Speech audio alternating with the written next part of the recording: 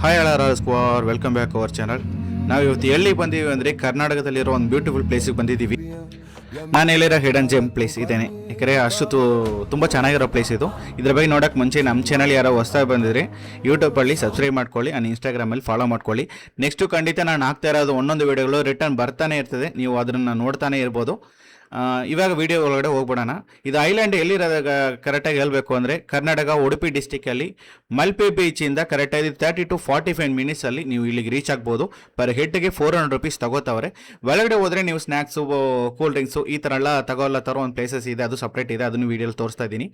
ಇನ್ನು ಮುಂದಕ್ಕೆ ಒಳಗಡೆ ಎಲ್ಲ ಹೋಗಿ ನೋಡ್ಬೇಕಾದ್ರೆ ಒಂದು ಫ್ಯಾಮಿಲಿ ಜೊತೆ ಒಳ್ಳೆ ಟೈಮ್ ಸ್ಪೆಂಡ್ ಮಾಡಬೇಕು ಅಂತ ಅಂದ್ಕೊಂಡಿರೋ ಪ್ರತಿಯೊಬ್ಬರು ಇಲ್ಲಿಗೆ ಬರ್ಬೋದು. ಅಷ್ಟು ತುಂಬ ಚೆನ್ನಾಗಿರೋದು ಒಂದು ಪ್ಲೇಸ್ ಇದು.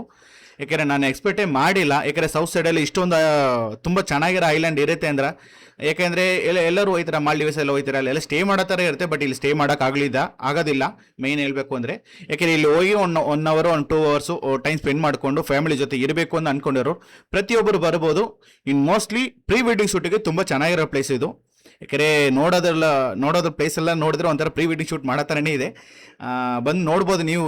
ಯಾಕೆಂದರೆ ನಾನು ಫಸ್ಟ್ ಟೈಮ್ ಹೋಗಿರೋದು ಉಡುಪಿ ಡಿಸ್ಟಿಕ್, ಫಸ್ಟ್ ಟೈಮ್ ಹೋಗಿರೋದು ನಾನು ಮಲ್ಪೆ ಬೀಚಿಂದ ಈ ಒಂದು ಐಲ್ಯಾಂಡ್ಗೆ ಹೋಗಿರೋದು ಫಸ್ಟ್ ಟೈಮ್. ನಾನು ಗೂಗಲಲ್ಲಿ ಸರ್ಚ್ ಮಾಡ್ಕೊಂಡು ನಾನು ಹೋಗಿರೋದು. ಬೈಕರ್ಸ್ಗಳು ಬಂದು ಹೋಗ್ತಾವ್ರೆ. ಇಷ್ಟಿದೆ ನನಗೆ ಗೊತ್ತಾಗಲಿ, ಇಷ್ಟೊಂದು ತುಂಬ ಚೆನ್ನಾಗಿರೋ ಪ್ಲೇಸಸ್ ಇಲ್ಲಿ ಇರುತ್ತೆ ನಾನು ಅಂದ್ಕೊಂಡಿಲ್ಲ.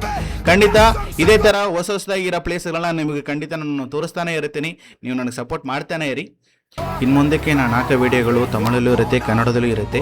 ನಾನು ಎರಡು ಲ್ಯಾಂಗ್ವೇಜಲ್ಲೂ ನಾನು ಮಾತಾಡ್ಬಿಟ್ಟು ನಾನು ಪೋಸ್ಟ್ ಮಾಡ್ತೀನಿ. ಇದಕ್ಕೆ ನನಗೆ ಕರ್ನಾಟಕ ಜನ, ಕನ್ನಡಿಗರು ಎಲ್ಲರೂ ನನಗೆ ಸಪೋರ್ಟ್ ಮಾಡಿ. ಏಕೆಂದರೆ ನಾನು ನಿಮ್ಮ ಮನೆ ಹುಡುಗ ಒಂದು ಹೊಸ ಅಧ್ಯಯನ ಸ್ಟಾರ್ಟ್ ಮಾಡಿದ್ದೀನಿ, ನೀವು ಖಂಡಿತ ಸಪೋರ್ಟ್ ಮಾಡಬೇಕು. Thank you.